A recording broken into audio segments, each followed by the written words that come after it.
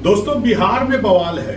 5 महीने के बाद बिहार में विधानसभा के चुनाव होने वाले हैं, जिस पर पूरे देश की नजरें हैं और हमारी भी नजरें शुरू से बनी हुई है और आखिर तक बनी रहेंगी जब तक कि चुनाव का परिणाम नहीं आ जाता है। तो आज इस वीडियो में एक बार फिर से हम चर्चा करेंगे बिहार चुनाव के बारे में और बिहार में क्या बवाल चल रहा है उसके। नमस्कार दोस्तों, मैं हूं अनूप श्रीवास्तव। दोस्तों, इस वीडियो में आपका स्वागत है। इस वीडियो में हम बात करेंगे कि बिहार में महागठबंधन में जो सीटों की रार चल रही थी, वो रार अब एनडीए में भी सुनाई देने लगी है। जी हाँ, और इसकी सबसे बड़ी वजह मानी जा रही है कि एनडीए में इस बार के जो विधानसभा चुनाव होने जा रहे हैं, उसमें एनडीए में चिराग पासवान के लोक जनशक्ति पार्टी की एंट्री की वजह से। जी हाँ, तो क्या है पूरा माजरा, आइए समझने की कोशिश करते हैं। और अगर आपको ये वीडियो अच्छा लगता है तो हमारे वीडियो को, हमारे चैनल को लाइक और सब्सक्राइब करना बिल्कुल मत भूलिएगा। तो चलिए बात शुरू करते हैं बिहार चुनाव की। और इस बार बिहार चुनाव जो है वो नवंबर में होने वाले हैं। जैसा कि आपको मैंने बताया, एनडीए के 5 प्रमुख घटक दल हैं जो एक साथ मिलकर इस चुनाव को लड़ रहे हैं, महागठबंधन के खिलाफ लड़ रहे हैं। और इस घटक दल में एनडीए में जो शामिल है वो है बीजेपी, जेडीयू और लोक जनशक्ति पार्टी रामविलास। इसके अलावा हम यानी हिंदुस्तान अवाम पार्टी जीतन राम मांझी की और आरएलएसपी राष्ट्रीय लोक समता पार्टी उपेंद्र कुशवाहा की। अब बिहार में कुल 243 सीटें हैं और इन 243 सीटों में पिछले चुनाव की अगर बात करें, विधानसभा चुनाव की 2020 की, तो उसमें जेडीयू और बीजेपी लगभग बराबर सीटों पर चुनाव लड़े थे। करीब 115-17 सीटों पर बीजेपी चुनाव लड़ी थी और 115 सीटों पर जेडीयू चुनाव लड़ी थी।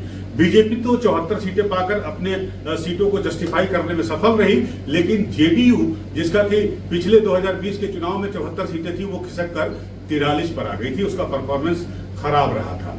तो अब सवाल ये उठता है कि इस बार जो सीटों का बंटवारा होना है वो 243 में ही से होना है, सीटें बड़ी नहीं है।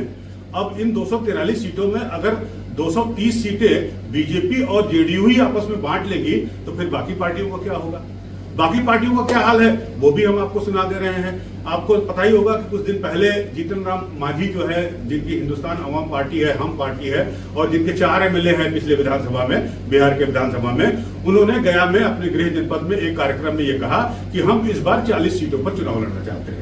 यानी जीतन राम मांझी का इशारा साफ साफ था कि एनडीए की तरफ से उन्हें 40 सीटें मिलनी चाहिए ताकि वो कम से कम 20 सीटें जीत सके और 20 सीटें जीतने के बाद कम से कम सरकार में अपनी बात मजबूती से रखने का उन्हें अवसर प्राप्त होगा, अगर उनके पास 20 विधायक होंगे तो।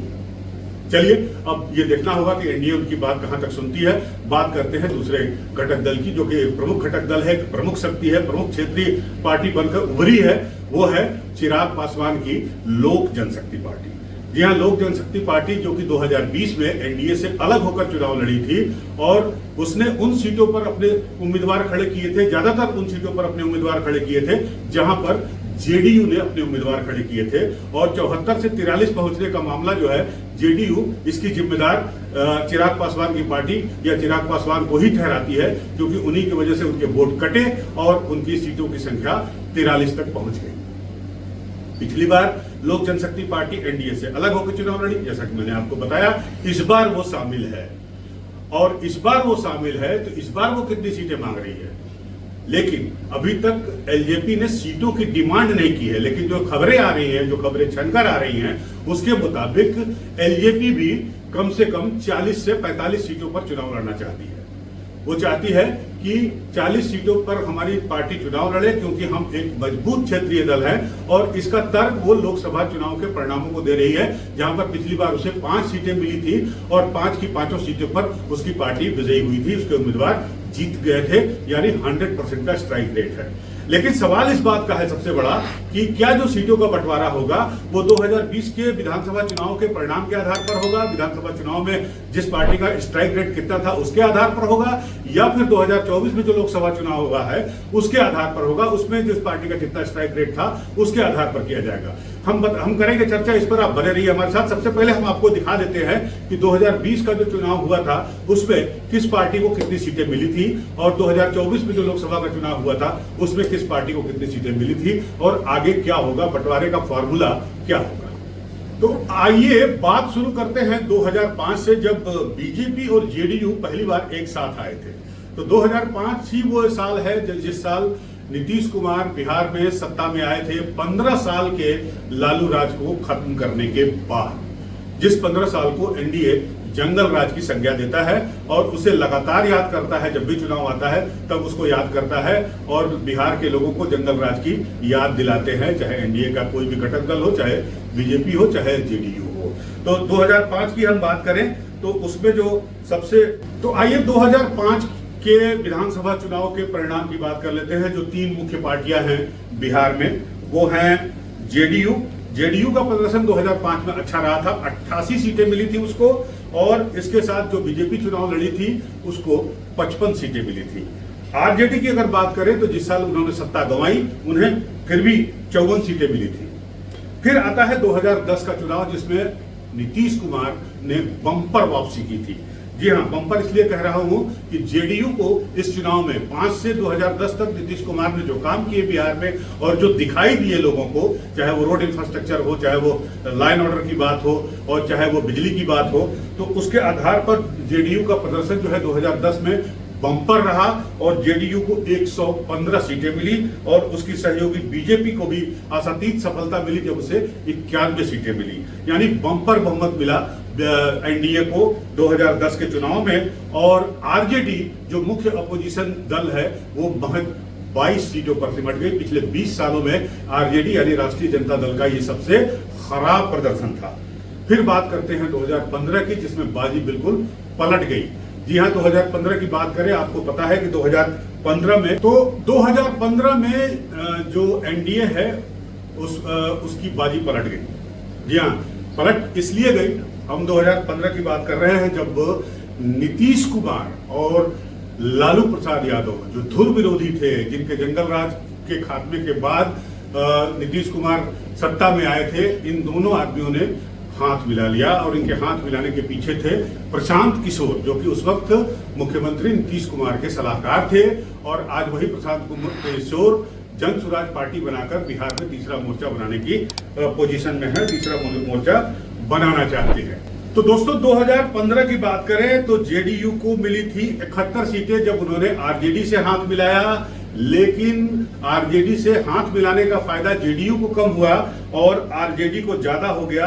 वो आरजेडी जिसे 2010 में 22 सीटें मिली थी, 2015 में 80 सीटें लेकर वो टॉप पर पहुंच गई, यानी आरजेडी को सबसे ज्यादा सीटें मिली। बावजूद आरजेडी ने मुख्यमंत्री बनाया नीतीश कुमार को ही, क्योंकि नीतीश कुमार के ही नेतृत्व में चुनाव लड़ा गया था।